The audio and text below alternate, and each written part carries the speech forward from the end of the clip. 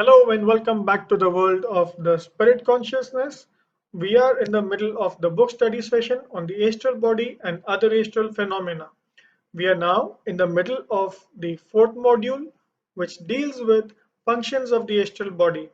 In this particular subsection of this module, we shall discuss how it acts as a bridge between one's mind and physical matter. So a quick overview of the section. We shall see how the communication happens between the mind and the physical body. We shall have a brief introduction of Manus. We will see the nature of Manus. We will see the working of Manus, and we will introduce what is called as the Kama Manus and how it is built anew in each life, and the spiritual implications of Kama Manas entanglement. So, coming to the first part, the communication between the mind and the body. So, let's first understand how the instructions go from the mind to the physical body. So, we set in motion the mental matter inside us when we think. So, let me repeat. So when we think, we as in we the soul, we set in motion the mental matter inside us when we think. So the vibrations that are then generated, the vibrations that are then generated gets transferred to the astral matter. This in turn affects the astral matter. This then acts on the dense physical gray matter in the brain. Thus, the astral body is a bridge between the physical and mental life. It sends vibration from both the physical to mental and from mental to physical. This constant motion of vibrations from the physical to the mental and the vice versa develops the astral body. Important to note, hence I will repeat again over here, the constant motion from the physical to the mental and vice versa develops the astral body. So further on this, now contact on the physical senses is sent inwards by the prana. So anything that we sense on our body by way of seeing something, hearing something, uh, uh, a tactile sensation, that is when something touches you, heat, cold. So that contact is sent inwards by the prana, and it then becomes a feeling by the action of the sense centers situated in kama, and that is perceived by the manas or the mind. Now, you would see that without going through the astral body, there would be no connection between the external world and the mind. So, hence, no connection between the physical impacts and its perception in the mind is possible without the astral body. Thus, while the sensations are sensed by kama, it is perceived by manas. Hence, a brief study of manas becomes important at this stage.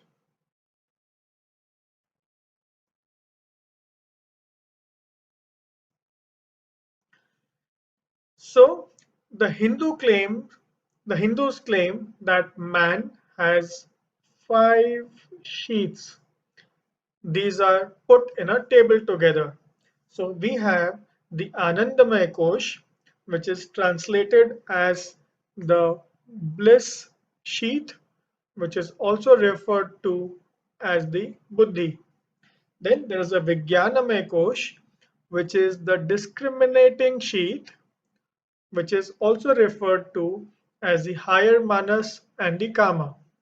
The Manomaya kosh, which is the sheath of intellect and desire, is referred to as the lower manas and kama.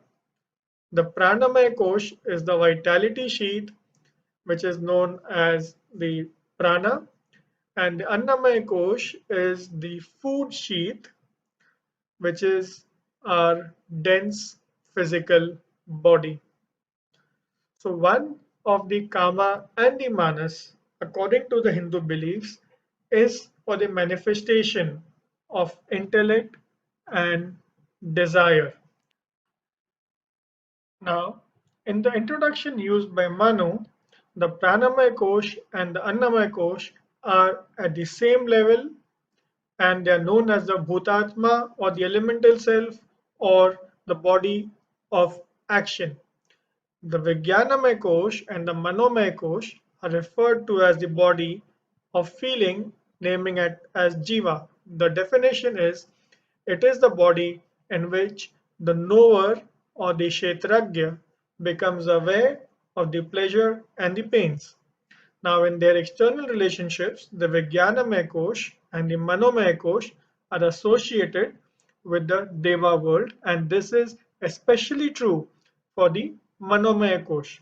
It is said that the Devas enter into man, and this refers to the presiding deities of the elements. Now, for more details on this, you have to refer to the module on astral entities.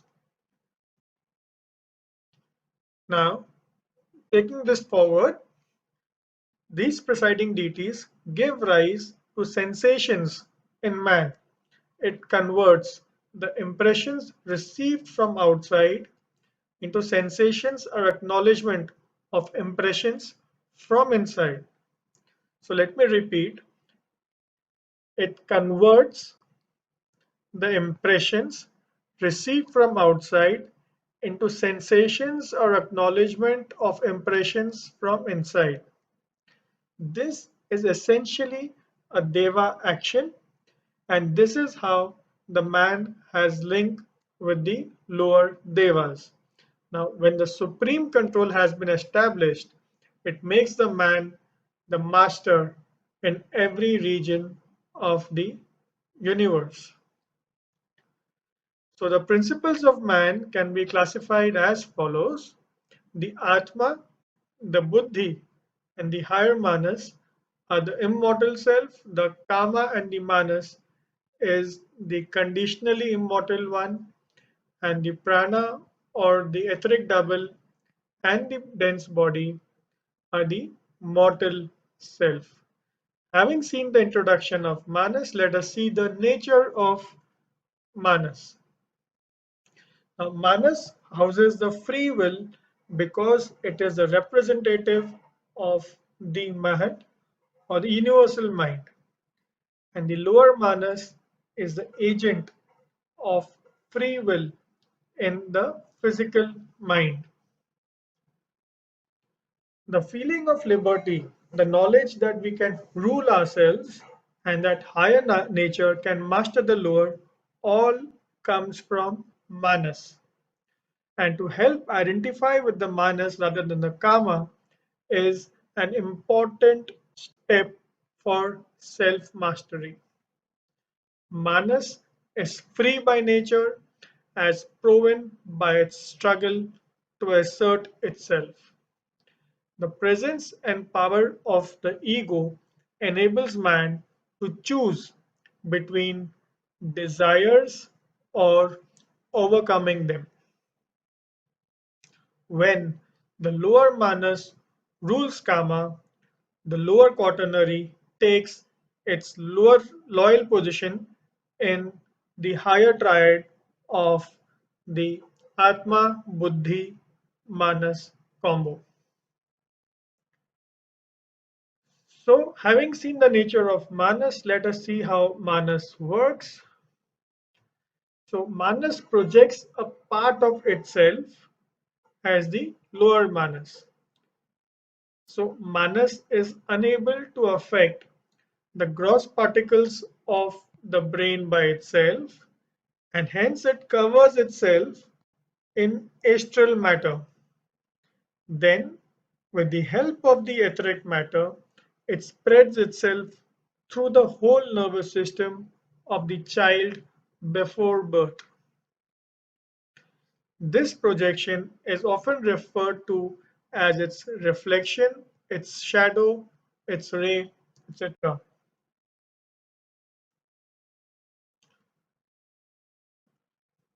So, Blavatsky writes in her book The Key to Theosophy, once imprisoned or incarnate, note the choice of word, once imprisoned, the Manas essence becomes dual, that is to say, the rays of the eternal divine mind, considered as individual entities, assume a twofold attribute, which is A, the essential inherent characteristic or the heaven aspiring mind, which is the higher manas, and the human quality of thinking of animal cognition rationalized owing to the superiority of the human brain or the kama tending or the lower manas.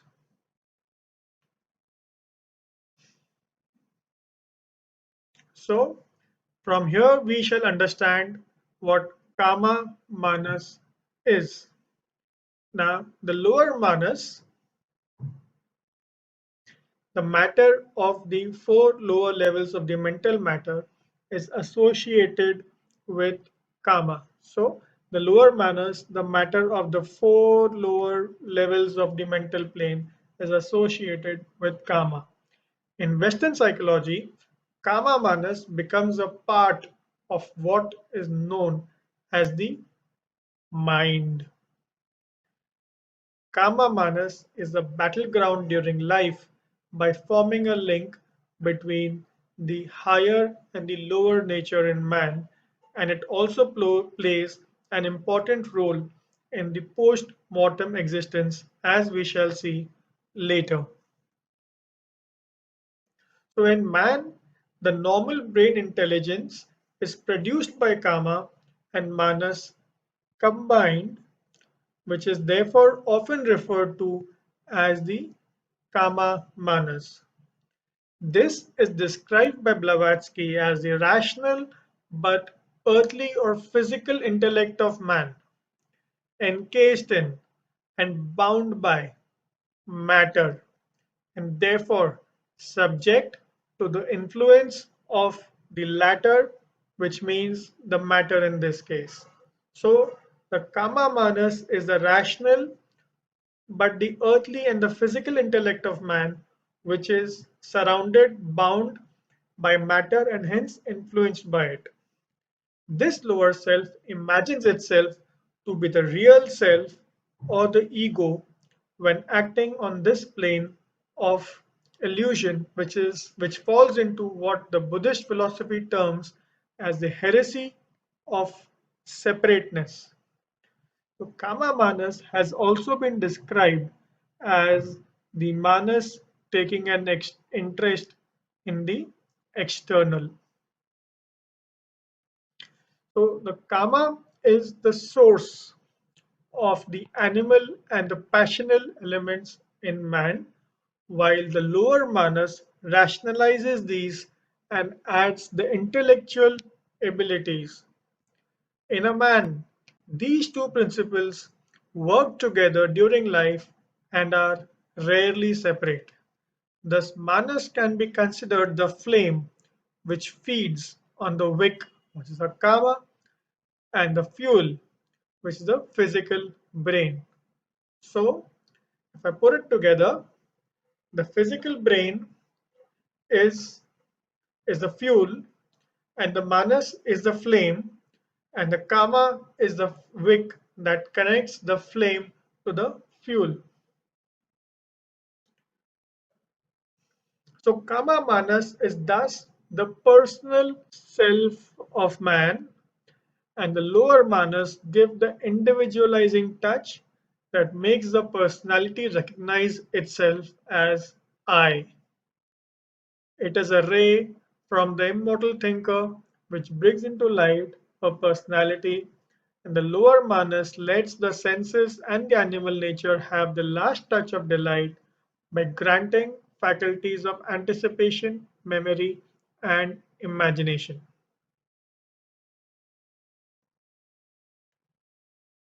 So Kama Manas is built anew in each life, and let us see how it goes about. So Manas belongs to the human personality and functions in and through the physical brain.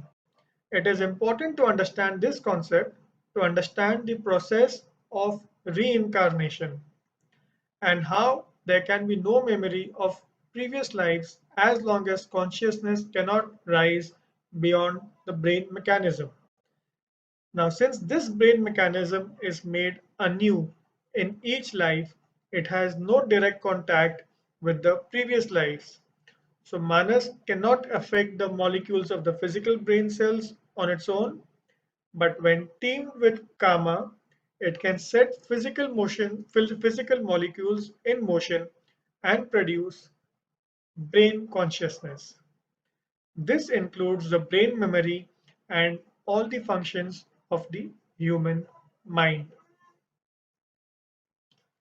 So this obviously has spiritual implications of how karma and manas get entangled. So let us quickly look at that. So now the lower manas is thus trapped in the quaternary tone between the kama and the higher manas. So therefore the question is whether it will be dragged down by kama and torn away from the triad of the Atma, Buddhi, Manas, or whether it will carry the purified experiences of the earth life, back to its source. And that is the fundamental question of life. This life problem set is resolved in each successive incarnation. We will further deliberate on this in the module of After Death Life. Now, egos of all the men are of the same matter and nature. This is regardless of whether he is developed or undeveloped. But what makes a person a great one or a buffoon is the quality and the makeup of the physical body and the ability of the brain and the body to transmit and to express the knowledge, the thought, and the messages of the real person within. The book The Mental Body discusses about the Kama Manas entanglement in a much greater detail. So that brings us to the end of this particular section. Now we shall look at how it acts as an independent vehicle of action and consciousness. Stay tuned.